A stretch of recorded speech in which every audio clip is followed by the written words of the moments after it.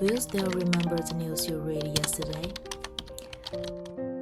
Perhaps the war on Monday, the scandal on Tuesday, and what about Wednesday? Every day when we turn on our mobile phones, a large amount of news fills the screen. Time passes, but what do we remember? In the era of big data, we read and then we forget. In this era of digital explosion, we are receiving a vast amount of information every day. Countless news feeds, strange headlines, and dazzling pictures are constantly catching our attention. However, did they really leave an impression in our minds? Why do we still feel the emptiness of reading?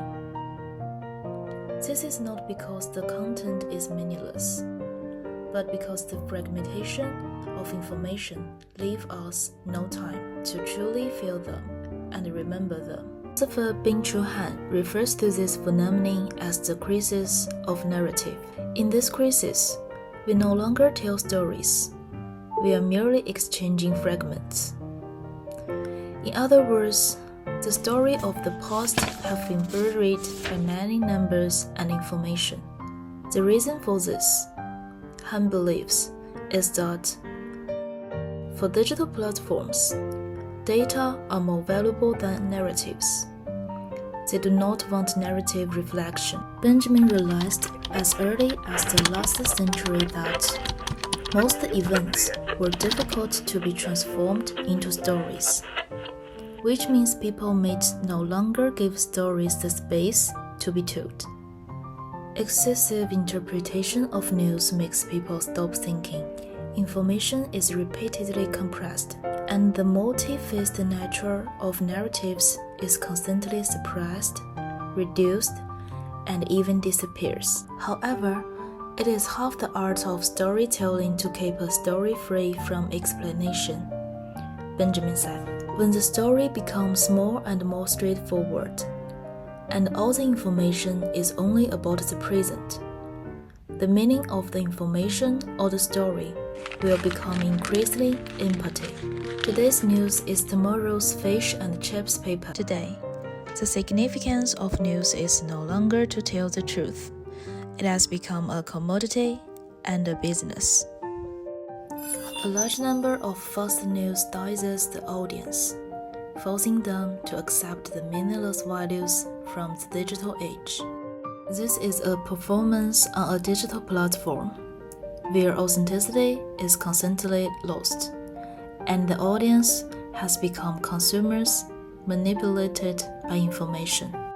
Just as Han said, telling stories has turned into selling stories. And what about audience? Just paying the bill, without thinking, without memory, without resistance. News has become content, and the so-called content can no longer help us understand the world. For example, perhaps we can see both scandals about celebrities and news about wars at the same time. But in the era of fast news, they have been endowed with the same meaning or value. However, there are also people who are striving to carry on the meaning of being a storyteller. They try their best to bring slow news back into the public eyes. What they offer is not the splicing and reorganization of information, but rather their efforts to help us understand the world from different perspectives. They leave sufficient narrative space for events, allowing readers' mind to be released, and they invite us to stay, listen, feel, and think. In a world of infinite acceleration, perhaps the scarcest action at present is to slow down to tell, and slow down to think. We read, we forget, but the world keeps moving, History is recorded. When future people ask, "What did you do and what did you think at that time?" can we give an answer that really belongs to us? A journalist, Avram Madawi, once wrote, "Think about what you want to say to future generations when they ask what you did at this very moment." This is not just about news. It is even more about responsibility and truth, about what we have known and what we have chosen to forget.